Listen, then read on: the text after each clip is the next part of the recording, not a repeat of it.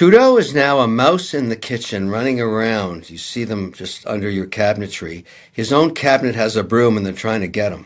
They're going to get him.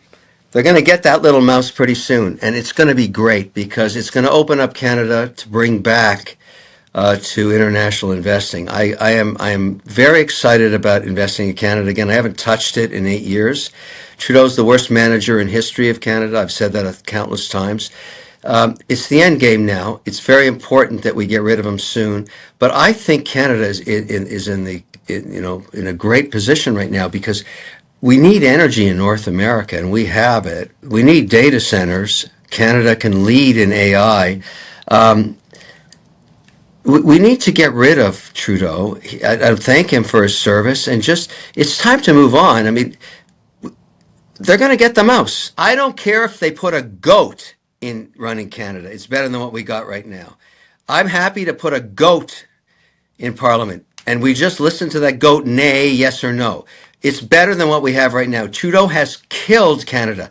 The amount of capital that has left Canada in the last 8.5 years, the GDP per capita, the collapse of investment in Canada, it's all on him. He owns it. That guy has damaged our country in such a brutal fashion, it's going to take decades to fix it. It's so important that he get out of there. Please leave us alone. Please leave. Please. His own party is on their knees begging him to leave. He's got to go. We have to fix the country. Please, enough. Please, enough. You can do something else.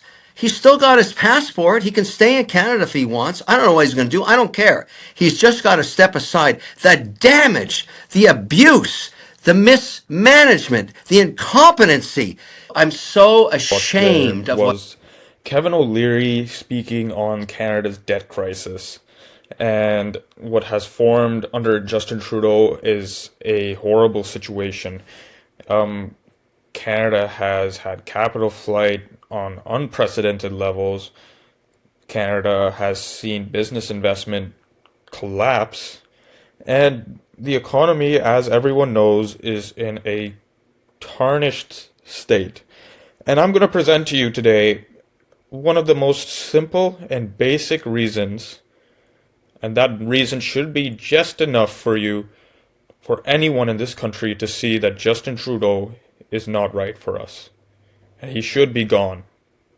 So what I'm looking at here is Canada's debt uh, as a government, right? And the government debt in Canada, sorry. So it's a 25-year chart. See, in 1999, we had around $554 billion in debt. That was during the Liberals, of the Chrétien and Paul Martin Liberals.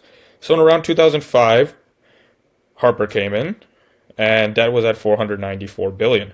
We had some years of decrease, but then during the 2008 financial crisis, government spending increased slightly, and we peaked out at started to peak around 620 billion in 2013. And we stayed relative at that rate. Didn't go up too crazy until, okay, now here in 2015, this is when Harper left. So between 2005 and 2015, Harper increased the national debt by 200 billion, around that much. And that could be primarily attributed to the, to the 2008 national financial, the international financial crisis. And that's honestly relatively fine because that makes sense. And it's not too crazy. It went up, but it's not too crazy.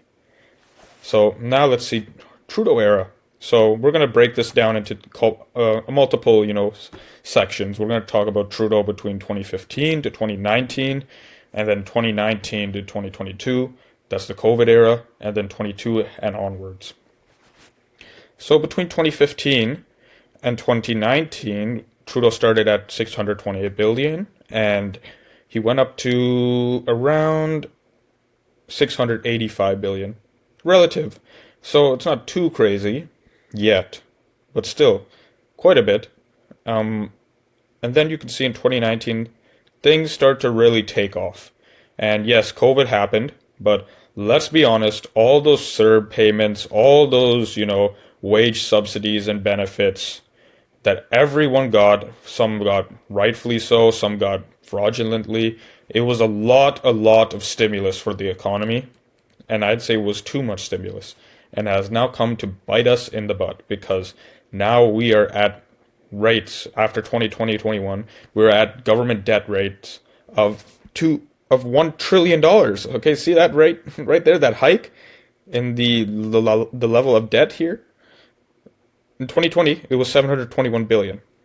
In 2021, it was $1 trillion. Then $1.1 trillion. Then $1.17 trillion, and that's 2023. And the current debt now, according to the Canadian debt clock, is $1.353 trillion. We haven't slowed down. In 2023, we were at 1.1. We've added $200 billion of debt in the meantime. And that is insane amounts of debt to take on. And we were on the tails of COVID at this time. COVID spending and all that was going down in other countries. And we in Canada continue to spend. And now we're almost at $1.4 trillion. That is insane. And now look at this. An article by the Financial Post says that we have lost $225 billion in foreign investment since 2016.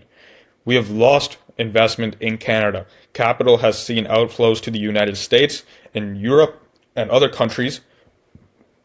And we have been losing investment while incurring debt. And now we have policies like the Canadian carbon tax, the capital dividends tax, which are now driving businesses to even leave Canada further.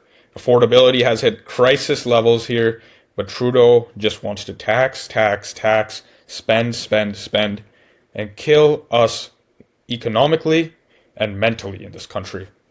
You should see this, and you should be outraged at what you're seeing in this country right now, because Trudeau is trying to make something out of nothing right now with saying that, oh, we have done so much in the last 9 years. No, you've done nothing. Everything you have done is amounted to a net zero because of the economic crisis you have put us in. Enough is enough. No more Justin Trudeau. Say no to Trudeau, and let's take back Canada, and let's come back to the common sense era that we were in before Justin Trudeau. Thank you very much for watching, and have a wonderful day.